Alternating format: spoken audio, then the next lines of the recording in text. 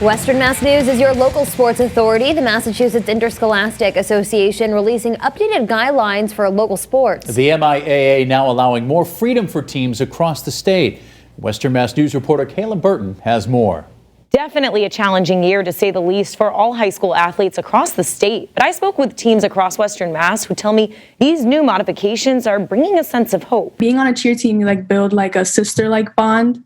And not being able to do it is kind of just discouraging. Athletes all across the state having to adjust to their seasons this year as the coronavirus pandemic has been dictating the tempo. It's been really hard just because my whole life usually revolves around cheer during this time. But hope is alive as the Massachusetts Interscholastic Athletic Association releases new guidelines, freeing things up a bit. The new update will allow us to have both football teams or both basketball teams actually warm up at the same time, where before it was 25 people on the field at the same time. For starters, 2 spectators, including parents, guardians, siblings, or chaperones, are allowed at the player's game or meet. However, everyone must maintain social distancing and a maximum 40% capacity. Local sports like football, cheerleading, and rugby getting the green light to practice inside, but of course in moderation. Following these 3 levels, teams are allowed to practice inside, but no contact is allowed. Western Mass News speaking with different schools in the area on how they're proceeding. In balancing the needs of being able to play and working with